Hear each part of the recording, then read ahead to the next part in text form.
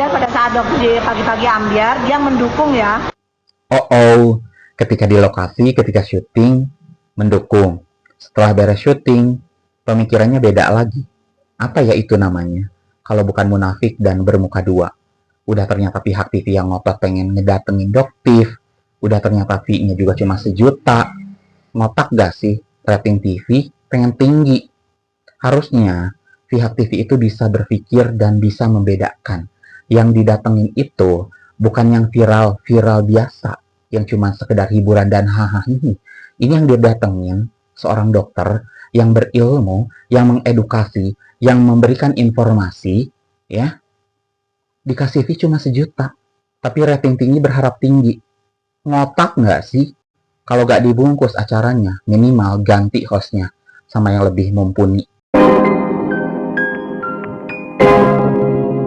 Yo guys, balik lagi bersama saya seperti biasa. Oke Kevin, kita bahas lagi dari kasusnya Doktif guys. Maaf kalau misalnya ada bocor-bocor lagu dangdutan, karena di luar lagi dangdut biasa. Kalau hari Minggu gini biasanya dangdut bikin pusing kepala ya, ada karaokean, ada pusing. Maaf kalau bocor. Nah, kita lihat beritanya seperti apa guys. Tapi sebelumnya bantu subscribe Kevin supaya kalian nggak ketinggalan info terbaru ya. Ini ada Doktif bersama Denis Caresta ya. Nah, kita lihat berita seperti apa guys. Nih si Doktif komen lagi. Abis ini pasti dihapus lagi. Kita taruhan yuk. Oh, berasa kah? Thank you sayang. Thank you. Kenapa? Kan gue bukan kasih dia bunga. Ini bunganya bukan buat Doktif. Ini bunga pesanan. Beneran pesanan orang. Tuh bagus kan. Ini bunga rainbow. Nah yang ini bunga ini lagi mau foto dulu sebelum dikirim besok pagi ya guys ya. Oh berasa kah? Gini deh. Kalau gini nih. Gue kasih lihat fotonya nih. Orang lu ngomong, terus bawahnya tuh ada tulisan nama gue Denis Caresta, diduga terima dana 100 juta buat jadi bujer, kalau nggak tahu. Buzer.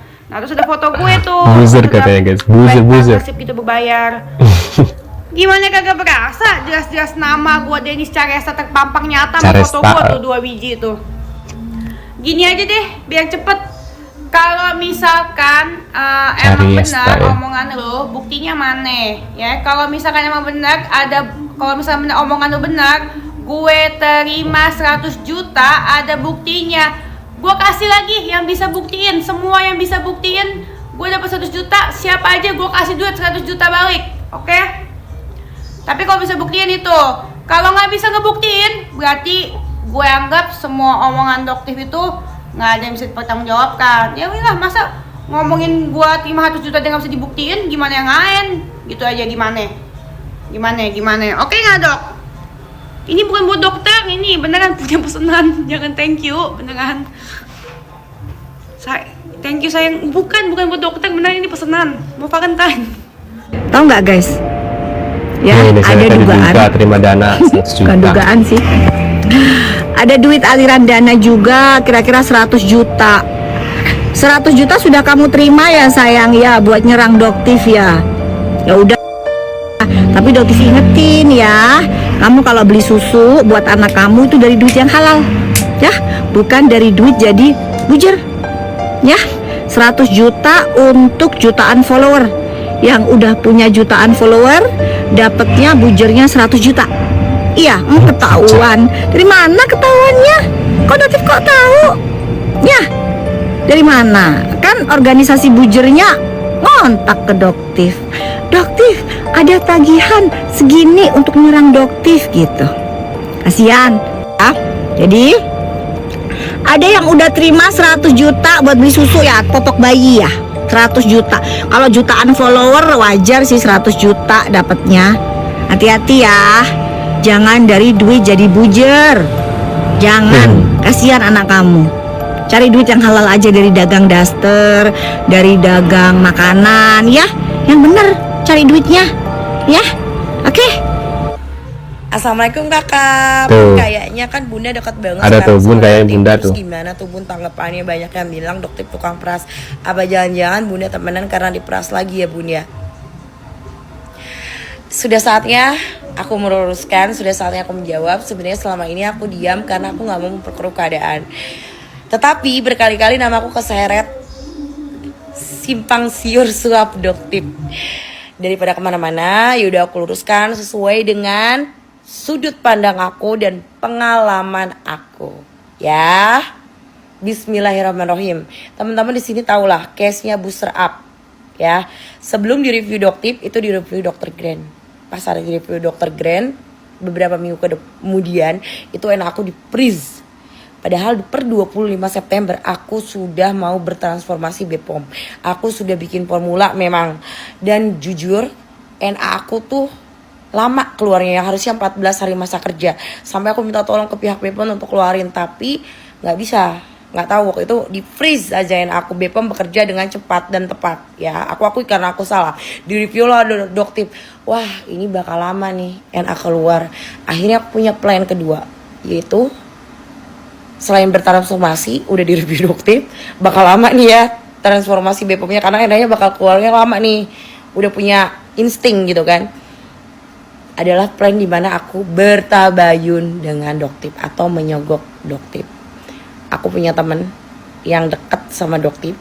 Tolong dong gini-gini kita tabayun, damai yuk gini-gini. Jujur aja aku orangnya jujur ya, punten ya. Terus gak bisa bro katanya, kan itu ngomongnya sama suami aku. Jujur Doktip tuh kayak gitu orangnya gak mau disogok.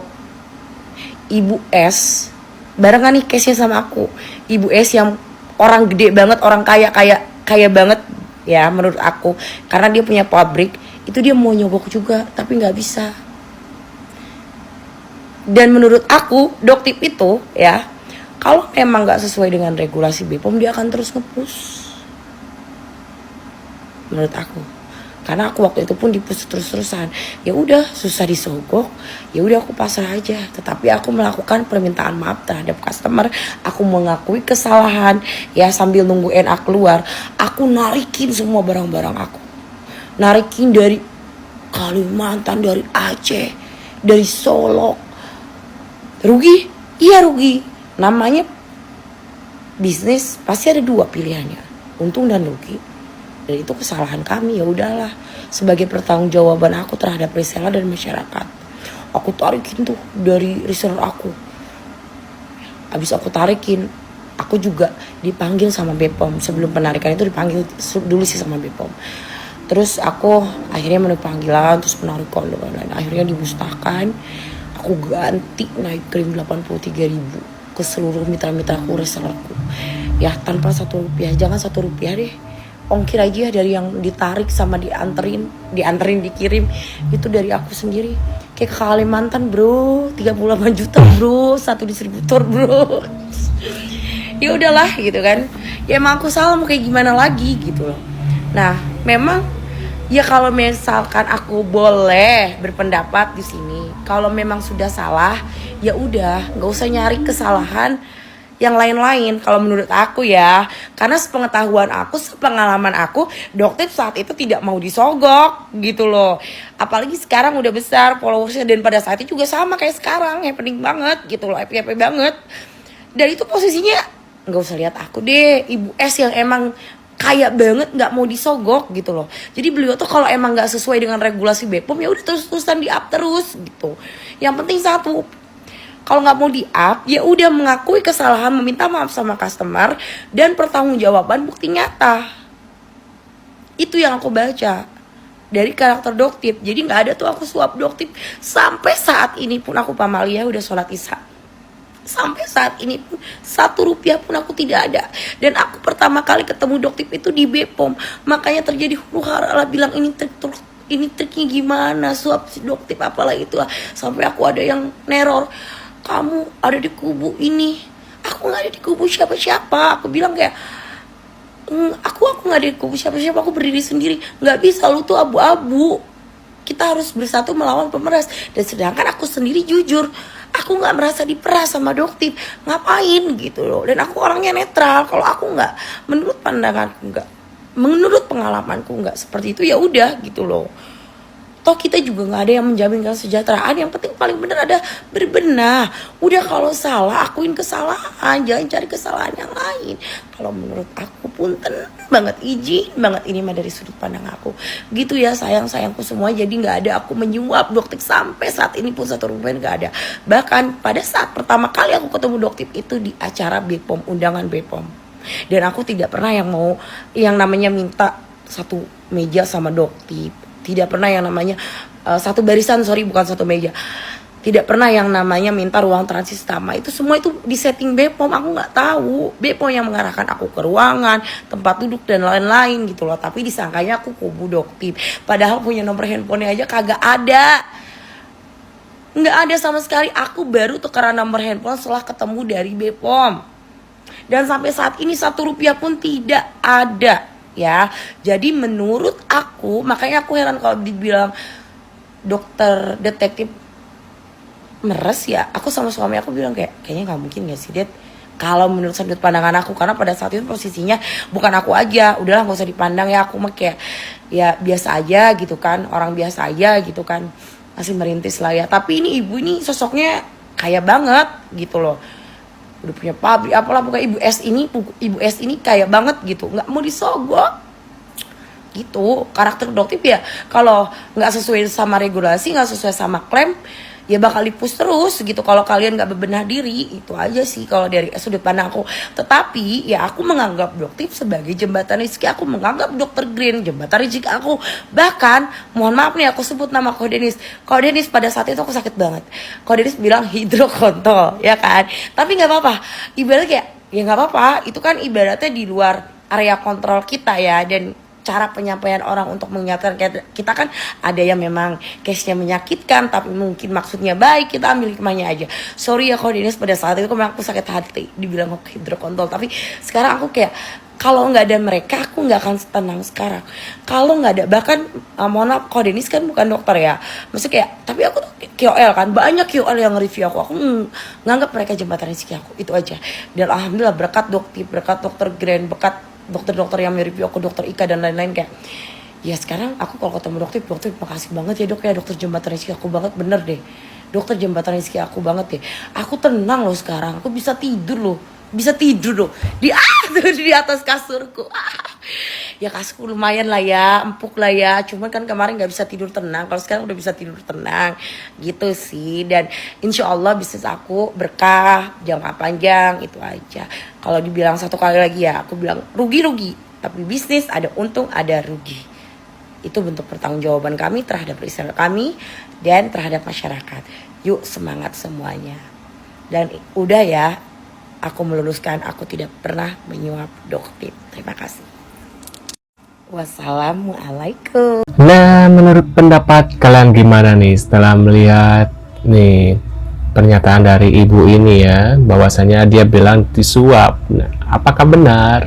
Nah, kalian lebih percaya mana nih? Apakah Doktip itu mudah disuap ya, atau mudah dikasih ini ya, atau enggak?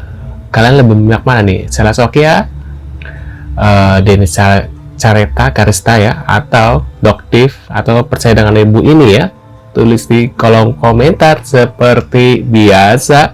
Dan terima kasih buat kalian yang selalu nonton video aku. Mudah-mudahan rezekinya selalu lancar dan dipermudahkan urusannya dan segala-galanya guys, karena ya sudah membantu aku untuk ya nonton gitu ya.